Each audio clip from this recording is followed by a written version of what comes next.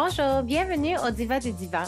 Malgré plusieurs obstacles, notre invitée aujourd'hui a ouvert cette toute nouvelle boutique unique à Montréal. Inspirée par sa grand-mère, elle nous offre des créations exceptionnelles qu'elle garantit à vie.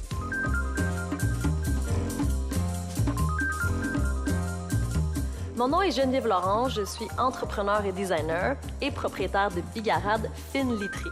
Je suis passionnée d'innovation et de revalorisation textile.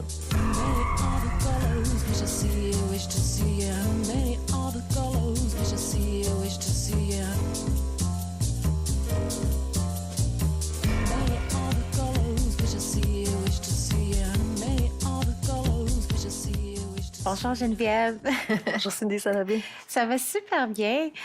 C'est vraiment un beau hasard que je suis venue au lancement de ta boutique. En fin de compte, c'était pas la boutique, c'était le bar dans la boutique. La session café. La boutique elle a été lancée il y a 1 mois, mais on n'avait pas fini la petite section café. On voulait des produits équitables, locaux, donc c'était un petit peu long à finaliser, fait qu'on lançait ça en même temps. OK. Pourquoi que c'est important que ça soit local et équitable? Mais je fabrique donc de la literie avec des cotons, des matières naturelles, je dirais, coton, laine, soie. Et puis, je tenais à avoir un endroit que... Je voulais pas avoir une boutique statique parce qu'en le fond, il y a la boutique au premier étage, puis on a l'atelier au sous-sol où on fabrique tout à la main. OK. Et je voulais que la boutique, ça soit un endroit, je dirais... un endroit que les gens veulent aller, les gens reviennent, un lieu de rassemblement. Donc, c'est pour ça qu'à l'entrée, quand tu rentres, il y a un comptoir, quelqu'un t'accueille avec un café, il y a une grande table, on veut faire des ateliers DIY, puis des trucs, on veut vraiment que ça... Je sais pas, qu'il y ait de la vie, là. Fait que c'est pour ça que le café, ça me tenait à cœur. Fait que les produits locaux, c'est important parce on fabrique tout local. Je voulais encourager d'autres gens qui ont la même philosophie. Oui. Puis je pense que vous avez fait un très beau travail. C'est vraiment beau, la boutique. On veut rester dedans. Les sièges, il y a des balançoires. Oui. Il y a un lit aussi sur oui, des cordes. Le lit, c'est vraiment... c'est le fun. C'était-tu ton idée, ça? Toute mon idée. Toute ton idée. J'ai fait du design intérieur pendant 5 ans avant. Puis je faisais souvent des commerces. Puis souvent, les gens, ils font pas toutes tes idées. Là, j'ai dit, le commerce que je vais faire, il va être comme je veux. Mais à la fin, c'est sûr qu'il y avait une question de temps et d'argent. Mais les balançoires, je sais pas, j'ai toujours rêvé d'avoir des balançoires chez moi. Puis il n'y avait pas la place, puis pas les plafonds assez solides. Oui. Puis le lit, c'est pas suspendu, comme un peu un monde de fées. J'aime ça. Je trouve ça vraiment, vraiment intéressant. Puis fun, puis ça fait jeune, ça fait léger. Je trouve que c'est super beau. Mais parlant, c'est ça, de design intérieur, peux-tu me dire un peu ton parcours de carrière jusqu'à maintenant? Parce que c'est pas tous les jours que les gens se lancent en literie. Mais pour te faire ça chronologique, ma grand-mère faisait des courtes pointes quand j'étais jeune. Donc, elle ramassait tous des petits bouts de tissu et puis elle les coupait en minuscules triangles. Et puis, elle m'a appris à les couper. Puis après, elle les assemblait, elle les piquait à la main. Puis, elle faisait des grandes couvertures qu'elle nous offrait pour les occasions spéciales, pour nos anniversaires, des trucs comme ça. Fait que c'est elle qui m'a appris à coudre. Okay. Et puis, par la suite, toute mon adolescence, j'ai fabriqué des vêtements, j'ai tenté de rescaper des sofas dans la rue. Je fabriquais des coussins quand j'avais 12 ans pour offrir un cadeau de Noël. J'ai toujours été très crafty, je dirais. Okay. Et puis, donc, j'ai étudié en design de mode. Et puis, j'aimais beaucoup, comme je t'expliquais, j'aimais beaucoup le textile, mais moins peut-être l'aspect de la mode, parce que je trouve que ça changeait très rapidement. Il y avait une question de corps, de fit. Un vêtement peut faire à quelqu'un, puis peut pas faire à l'autre. Et puis, je suis allée donc en design industriel à l'Université de Montréal. J'ai fait mon baccalauréat là. OK. Et puis, donc, on touchait le bois, le plastique, le métal et le textile. Donc, pour faire des mélanges, c'était 4 ans d'expérimentation. Okay. Puis par la suite, j'ai fait, étrangement, là, j'ai dévié. J'ai fait du mobilier urbain à la Ville de Montréal, donc bande parc, et puis... Comment? Pourquoi?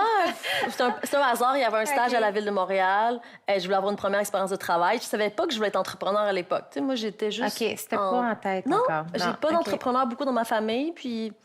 Je sais pas, j'explorais. Je suis allée travailler là. J'ai eu un emploi par la suite. J'adorais mes collègues, j'adorais ce que je faisais, mais j'avais envie d'être maître de mon destin. Oui. Donc, je suis partie en Inde faire un voyage en sac à dos de 5 semaines. Puis dans le train, j'ai réfléchi à ma destinée. Puis quand je suis revenue, j'ai quitté mon emploi. OK. Et puis, en parenthèse, ça fait très... c'est quoi le livre, donc? Eat, Pray, Love. Eat, Pray, Love. Tu sais, genre, elle va en être, puis elle se redécouvre. Non, mais ça aurait pu être à, je sais pas, à Charlevoix. C'est juste que de prendre un step back de sa vie. Oui. Tu sais, ça donne juste un timing comme ça. J'adorais la nourriture indienne. C'est même pas pour remettre ma vie en question. C'est pour la bouffe. Pour de vrai, j'adorais comme le poulet au curry, puis j'adorais tout ce qui était au curry. Et puis après 5 semaines, tu veux plus rien savoir du curry pendant 1 an.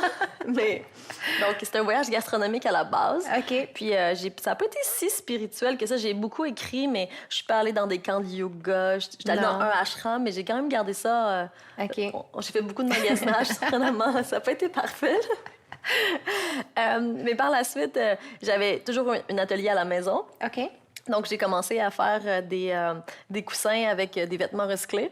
Et puis... Comme hobby, c'était juste pour le fun? Ben, je faisais des tests pour peut-être en partir une compagnie. Je rêvais d'avoir une compagnie de coussins avec vêtements recyclés. Je voulais vraiment réutiliser le textile ou le revaloriser. Je trouvais qu'il y avait trop de gaspillage. C'est quand même étrange qu'on recycle le papier, on recycle le métal, Oui. On recycle le plastique et le tissu, on le jette.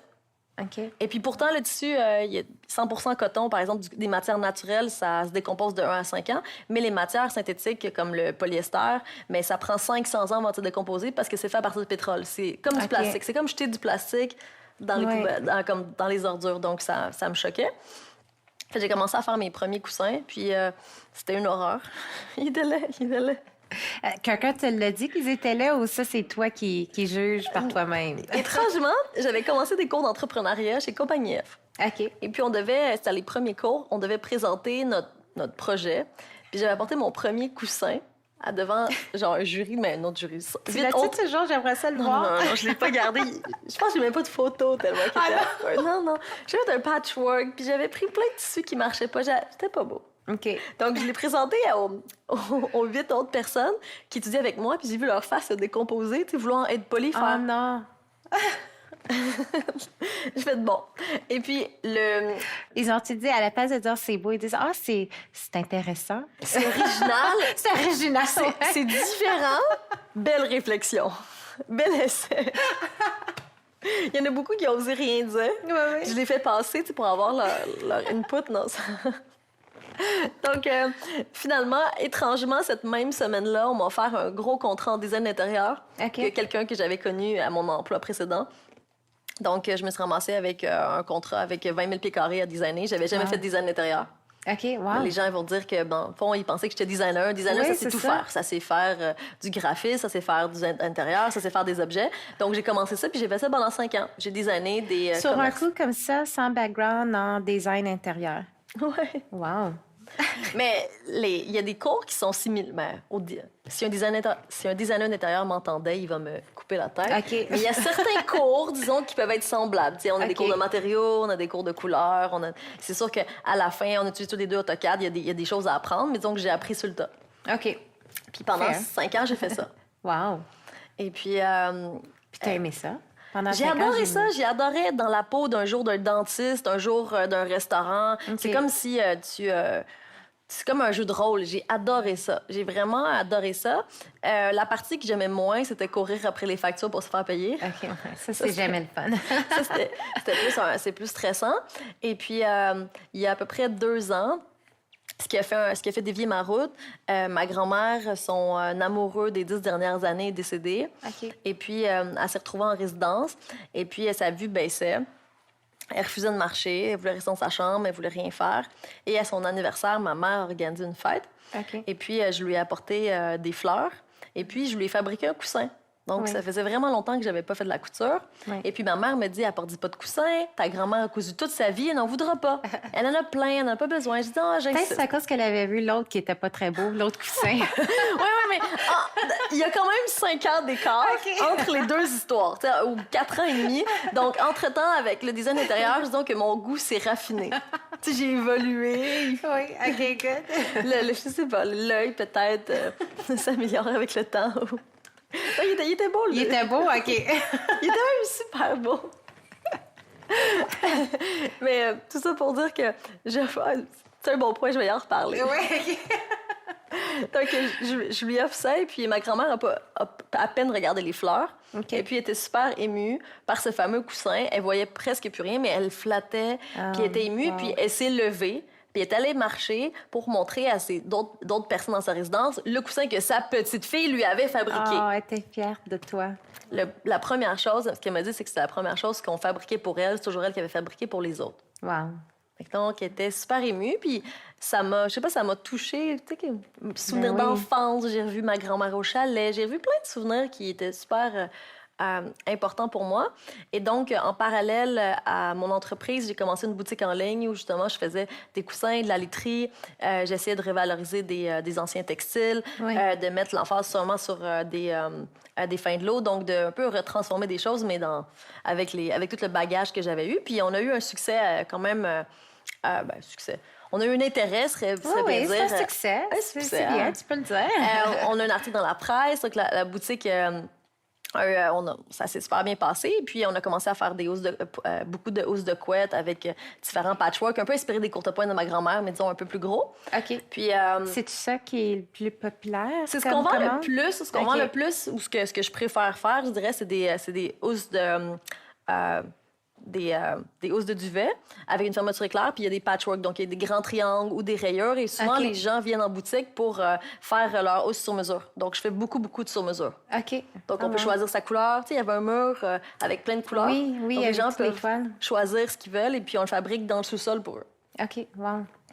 Donc, je me suis lancée en décembre seulement à faire ça, et puis j'ai loué un local, Oui. rénové 3 mois et demi. Oui, parlant de rénovation, pendant que je faisais mes recherches à propos de ton histoire et tout, j'ai vu qu'il y a eu un peu de problème avec les rénovations. Qu'est-ce qui s'est passé? Il y a quelqu'un qui m'a résumé ça, que l'important quand tu as du citron, c'est d'en faire de la limonade. Oui. Donc, j'ai pris mes dernières économies pour louer un local. J'ai pris les derniers argents disponibles sur ma carte de crédit, puis j'ai dit « go ». Oui. J'étais allée en Espagne juste un peu avant. Et puis en Espagne, j'avais à Valence, mon amoureux tournait là, et puis j'allais le rejoindre avec le travail. Puis j'avais découvert plein de petites boutiques. Il y avait quelque chose de spécial. J'ai dit « moi aussi ». Donc, sur un coup de tête, j'ai loué, puis j'ai commencé à peindre, à plâtrer, à démolir. Puis comme, tu sais, il y avait des moulures à changer, fait que j'ai fait des petits travaux moi-même. Et puis, le jour que j'ai loué un gun à peinture, donc, et puis ça, la peinture, j'étais en train de peindre. Les papiers que j'avais mis dans les vitres ont tombé. OK. Et puis le lendemain, je sablais avec une machine chez Home Depot que j'avais louée. Il y a Oui. 2 gars avec des gros capes d'acier qui rentrent, toc, toc, toc. Fait que là, je rentre, je dis « Bonjour, bienvenue dans le futur bigarade. » Mais là, je suis tout sale, j'ai de la poussière dans les cheveux. Oui, oui.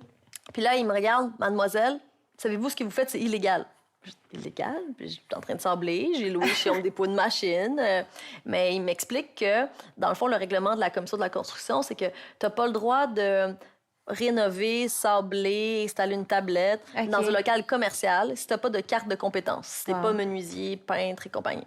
Donc là, je les regarde, puis ben là, je dis, j'ai pas les sous pour payer Non, quelqu'un. c'est ça. J'ai dit, j'ai pas touché à la plomberie, j'ai pas touché à l'électricité. Qu'est-ce que je peux faire? Ouais. Fait que là, je suis comme désespérée. Et là, ils me disent, mademoiselle, on peut rien faire pour vous, on va repasser. Et si on repasse, vous avez une amende. Et puis là, je me renseigne, puis semble-t-il que l'amende est de plusieurs milliers de dollars. Donc, plusieurs milliers de dollars, Wow. pour moi, c'est la fin. Là. Ben non, c'est sûr. Fait que je mets la clé dans la porte, puis... Et puis le local avait été souvent loué, puis rien fonctionnait dans ce local-là. OK. Donc, ma propriétaire, qui a comme plus de 80 ans, avait beaucoup d'espoir que ça fonctionne. Oh. Elle a toujours eu l'édifice depuis 1987, donc OK. elle comptait sur moi. Et puis, je fais un post sur Facebook. Facebook, c'est puissant. Comme quoi, je suis désemparée, je sais plus quoi faire. Puis, sincèrement, j'arrive à la maison comme, tu sais, l'angoisse totale, j'en pleure. Je regarde mon chum, je dis, That's pour it. l'amour, c'est la fin. Oui. J'ai tout essayé, je dis, je peux plus rien faire. Donc, il y a une journaliste du Journal de Montréal qui me contacte du 24 heures, Camille, qui me dit, je veux savoir ton histoire. OK. Donc, je lui raconte ça. Fait qu'on s'en va au sous-sol. C'est quelques jours après. On descend dans mon sous-sol. J'ai pas fait de travaux depuis. Puis pendant que je lui raconte mes défis, on entend cogner à la porte. Puis c'était la ville. Non, la commission de la construction. À la ville, j'ai le droit parce que, dans le fond, j'ai pas changé les divisions. Je fais juste, OK. dans le fond, peinturer, Ouais. accrocher des choses, des trucs, des travaux mineurs qui n'ont pas besoin de permis de la ville. C'est vraiment la commission de la construction. C'est ceux qui protègent les... dans le fond, qui protègent, pour les peintres, qui réglementent les salaires qui doivent être payés, les assurances qui ont des accidents, c'est un peu ça. Mais pendant que je suis en train de lui parler, on entend la porte, toc, toc, toc, toc. Puis là, je regarde Camille, je dis, Camille, je suis angoissée. J'ai dit, c'est peut-être c'est peut-être la commission de la construction. Ils ont dit qu'elle allait revenir. Et puis là, elle me dit, ah non, tu blagues, là. Mais il y a quelqu'un qui cogne, toc, toc, toc, toc, toc, toc. Et finalement, on attend pendant 1h30. Puis après, en catimini, on passe en arrière, comme une porte cachée en arrière. Oui, oui. Puis on sort sur la rue. Puis sur la rue, il y a quelqu'un qui vient me voir, qui me demande mes cartes, puis de absolument rentrer dans le local. Puis elle est assez comme, tu sais, pushy. Puis là, j'ai peur. Puis là, j'avais promis à Camille de la reconduire à la garderie de ses enfants. Puis je dis, je peux pas le faire. Et puis, il m'explique que c'est illégal de ne pas permettre la visite des locaux à un inspecteur de la commission de la construction. Là, je panique. Là. Oh non. J'étais encore plus stressée. J'aurais la panique un peu. Ah oui, puis est-ce que tu vas te ramasser qu'une amende? Là, je sais plus quoi faire. Donc, Camille a diffuse l'article le lendemain. Et, comme un miracle, il y a plein de gens qui ont commencé à me téléphoner pour m'offrir de m'aider gratuitement, mais avec leur carte de compétences. OK. Ah. Donc, sur Facebook. Sur Facebook, par courriel, par téléphone, tout ça grâce à un post de Facebook. Oui. Donc, j'ai eu toute une équipe de différentes compagnies, Color Tech, Claude Jarry qui est venu m'aider, la plomberie Prolico. Wow. Il y a plein de gens qui sont venus m'aider, qui ont fourni la peinture, qui ont fourni plein d'affaires. Puis j'ai même fait plus de travaux que j'aurais pu en faire tout seul, parce que tout le monde avait des cartes. J'ai dit go.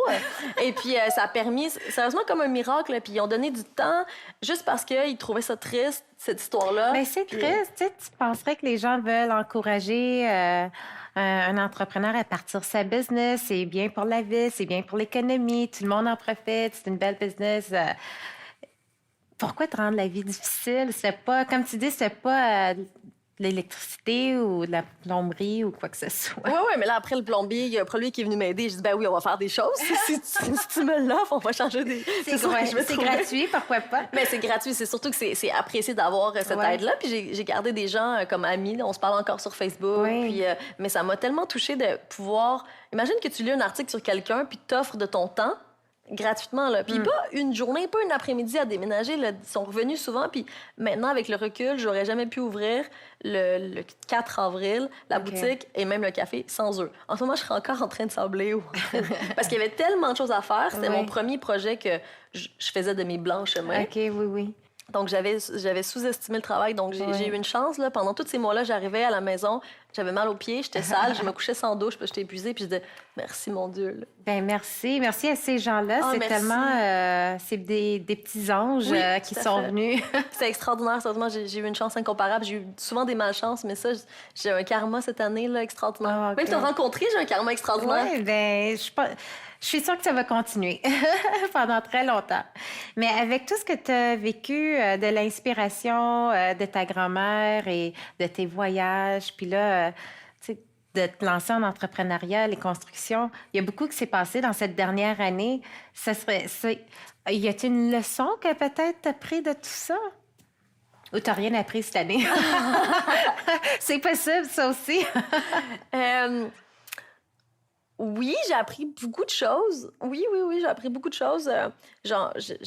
Oui, je pense que la première chose, c'est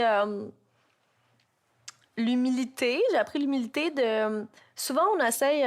souvent, en affaires, avant, je disais souvent « fake it until you make it ». Les gens croyaient que j'étais successful puis que c'était la folie. Puis là, je disais « ah oui, ça va bien ». Mais ça va pas toujours bien. Tu sais, c'est pas toujours rose. Puis je crois que... cette occasion-là, tu sais, que j'étais dans le désespoir, puis je me dis oui, j'ai besoin d'aide, oui, ça va pas bien. Puis je me suis rendu compte, tous les gens, quand tu dis la vérité, quand tu t'es humble, puis tu parles de tes défis, mais les gens veulent t'aider. Quand tu fais semblant que tout va bien, tu sais, être entrepreneur à Montréal, même en literie, là, tu sais, j'ai une vieille auto, puis j'ai pas de condo. Je suis super heureuse, là, mais c'est pas aussi glamour que les gens peuvent penser qu'on est... Tu sais, des fois, les gens m'arrêtent dans la rue. Ben oui, c'est pas la grande ville, là. J'ai pas une limousine qui m'attend en sortant, là. Donc, j'y vis mon rêve, puis pour moi, c'est ça la richesse. Mais je pense que l'humilité de dire la vérité, d'être vrai face à soi-même puis face aux autres, ça a l'air niaiseux, mais c'est difficile de dire... Oui, j'ai besoin d'aide. Non, j'ai pas d'argent. Beaucoup de gens ont de la misère avec ça. Faut que tu pèles sur ton orgueil, faut que tu pèles sur ton image, mais une fois que tu le fais, c'est fou comment j'ai l'impression qu'un monde s'est ouvert à moi. Puis je suis définitivement maintenant mieux entourée par des gens, autant des amis. On dirait que les vraies personnes avec le bon cœur se sont dévoilées puis restent. Donc tu t'entoures mieux. Fait que je pense que bien s'entourer, c'est la clé, mais avant ça, il faut que tu sois vrai face à toi-même. Que tu sois humble ou vrai ou authentique, je sais pas, mais il faut que tu arrêtes de te cacher parce que les gens vont penser de toi ou ce que tu penses de toi ou ce que tu voudrais. Donc, l'image, elle est juste d'être d'être sincère puis d'être imparfait. Là, on est tous imparfaits. Oui, en effet. Ah, ben merci. Merci, je trouve que c'est une belle leçon, puis c'est un bon conseil en même temps. Alors, merci d'avoir pris le temps d'être aujourd'hui. Ta limousine t'attend, je pense. Non, mon hélicoptère. Oui, c'est ça. Téléguidé. Ben, merci beaucoup. Et merci à vous et restez des nôtres pour un autre épisode des Divas du Divan. À la prochaine.